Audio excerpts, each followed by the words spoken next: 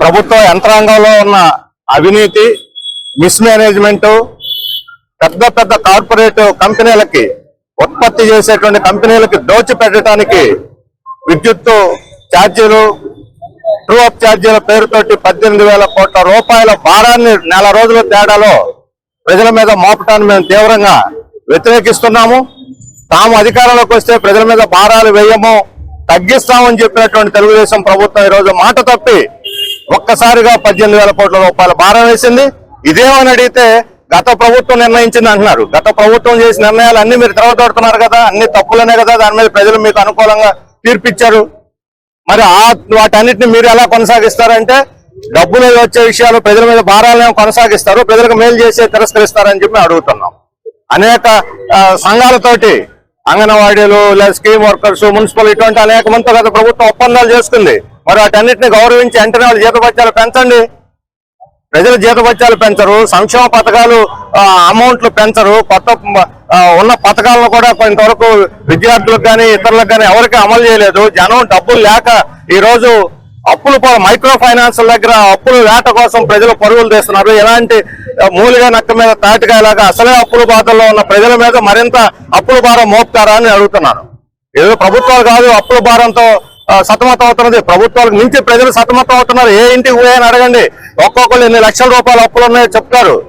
ఇప్పుడు ఈ కరెంట్ ఛార్జీలు ఇంకో కొన్ని అదనపు అప్పులు చేయడానికి వాళ్ళు దివాళీ ఎత్తిపోతే ఆత్మహత్యలు కూడా ఇది కారణం అవుతుంది. అందుకని విద్యుత్ అనేది చాలా నిత్యావసర వస్తువు. ఈరోజు స్మార్ట్ మీటర్లు పెట్టి డిమాండ్ సప్లై మీద డిమాండ్ పెరిగినప్పుడు రేటు పెంచి, డిమాండ్ తగ్గినప్పుడు రేటు తగ్గించి, ఈ రకంగా ప్రతి గంటకి రేట్లు మార్చేస్తారా? ఎవరు ఇది కట్టడం సాధ్యం అవుతుందని మేము అడుగుతున్నాం. అందుకని మార్కెట్ సూత్రాలు అనే పేరుతో డిమాండ్ సప్లై అని స్మార్ట్ మీటర్లు పెట్టి పగలొక రేటు రాత్రి ఒక రేటు అని ఇదంతా కూడా ప్రజల కోసం కాదు, అదానీ కోసం చేస్తున్నటువంటిది. షిరిడి సాయి లాంటి కంపెనీలు చేస్తుంది. తక్షణం ఈ స్మార్ట్ మీటర్లన్నీ కూడా ఉపసంహరించుకోండి. అంత పెట్టుకున్నా ఇంత పెట్టుకున్నా అనొచ్చు. ఇంతకు ముందు చాలా ఉత్సవం, ఇప్పుడు సర్వే రాళ్ళు ఏం చేయాలో మాకు అర్థం కావట్లేదు. ముఖ్యమంత్రి గారు అన్నారు 100 కోట్లు పెట్టుకున్నామని.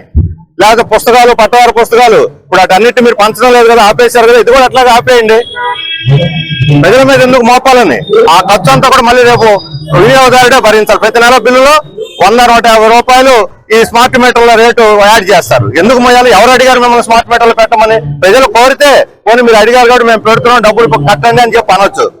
అదానీ తయారు చేశాడు, తాత తయారు చేశాడు, వాళ్ళ దగ్గర కొని అడగని ప్రజలకు ఇష్టం లేనటువంటి మీటర్లు రుద్ది వాళ్ళ దగ్గర మేము వసూలు చేస్తామని అంటే ఎవరు లాభాల కోసం అని అడుగుతారు. అంటే ప్రజల పిండి, వాళ్ళ రక్త మాంసాలు పిండి ఈ రోజు అదానికి లేకపోతే షిరిడి సాయి లాంటి కంపెనీలు కట్టబెడతారా అని చెప్పి అడుగుతా ఉన్నాం. అందుకని ఎలాంటి నిలువ దోపిడీ సహించేది లేదు. అందుకని ఈరోజు అసెంబ్లీ జరుగుతున్నటువంటి సమయంలో ప్రభుత్వానికి ఒక విజ్ఞాపనగా ఈరోజు ధర్నా చేస్తా ఉన్నాం.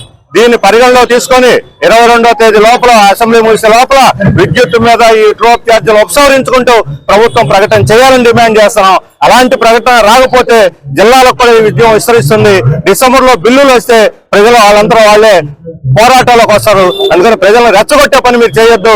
ప్రజలకి కావాల్సిన మీ మీద పెట్టుకున్న నమ్మకాన్ని ఒమ్ము చేయకుండా విద్యుత్ ఛార్జీలు ఉపసంహరించుకుంటారా లేదా ప్రజలు ప్రతిఘటన ఎదుర్కొంటారో తెలుగుదేశం కూటమి ప్రభుత్వం నిర్ణయించుకోవాలని చెప్పని నేను డిమాండ్ చేస్తున్నాను. Welcome to our YouTube channel. Don't forget to like, subscribe and share the videos.